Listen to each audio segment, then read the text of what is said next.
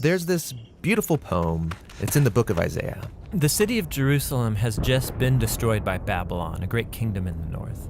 And all of these Jewish people, they've been sent away into exile, but a few remained in the city.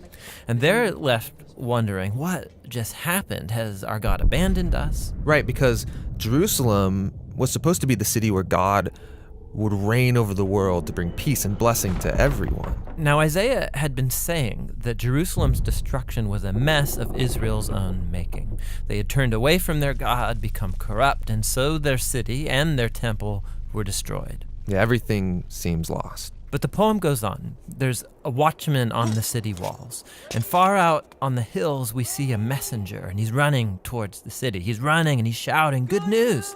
And Isaiah says, "How beautiful on the mountains are the feet of those who bring good news." Beautiful feet? Yes, the feet are beautiful because they're carrying a beautiful message. What's the message? That despite Jerusalem's destruction, Israel's God still reigns as king, and that God himself is going to one day return to this city, take up his throne, and bring peace. And the watchmen sing for joy because of the good news that their God still reigns.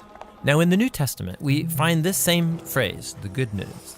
It's the Greek word euangelion, and it's also sometimes translated with the word gospel. Yeah, so when Christians say, "Do you believe the gospel?"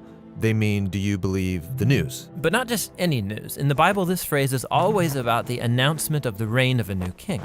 And in the New Testament, the Gospels use this phrase to summarize all of Jesus' teachings. They say that he went about proclaiming the good news of God's kingdom. So Jesus saw himself as the messenger, bringing the news that God reigns. Yes, but the way that he described God's reign, it surprised everybody. I mean, think, a powerful, successful kingdom. It needs to be strong, able to impose its will, able to defeat its enemies. But Jesus said the greatest person in God's kingdom was the weakest, the one who loves and who serves the poor. And he said that you live under God's reign when you respond to evil by loving your enemies and forgiving them and seeking peace. This is an upside-down kingdom. Now, Jesus also said that this kingdom was arriving with him. Yeah, so for example, there's this really interesting story where there's a high-ranking Roman officer, and he comes to Jesus begging him to heal his servant. And he even calls Jesus his Lord, acknowledging that Jesus is his authority. Jesus praises this man for recognizing what no one else yet had, that not only was Jesus announcing God's kingdom, he was the king. And so the word gets out that this Jewish man from Galilee is talking and acting like he's the king of Israel. He's appointing 12 disciples, which are an image of Israel's 12 tribes. He's healing people, forgiving people their sins. And all of this so threatened Israel's leaders that they finally decide to have him killed. And Jesus let them. Yeah, which is a weird thing to do if you're trying to become king. That's right. But for Jesus, this is what had to happen. Jesus saw the sin and the devastation of his people Israel as just one small part of the entire human condition.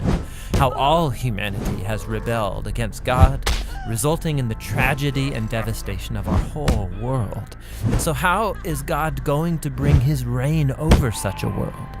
Jesus believed it would be through an act of sacrificial love for his enemies.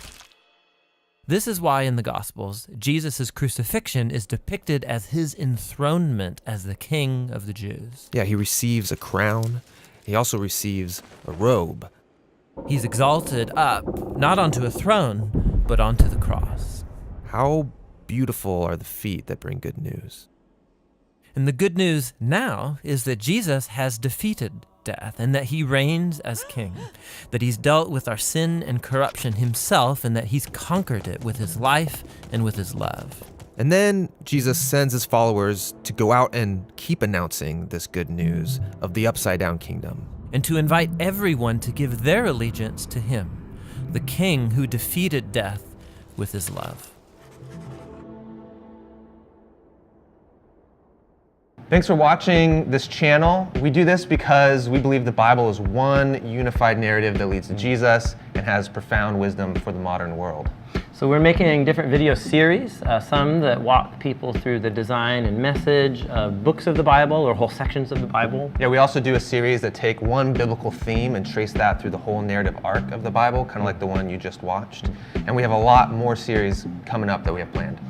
The Bible Project is possible because of your support. So if some people give one-time gifts, and there's a growing number of monthly supporters as well. And we're all behind this. We want to make these videos free and available to anyone, anywhere. Yeah, so you can join us, be a part of this. Go to jointhebibleproject.com. You can give there. There's also downloadable stuff like full-res videos, study guides, posters. It's all for free, and it's all because of your guys' support. So thanks a lot. Yeah, thank you guys.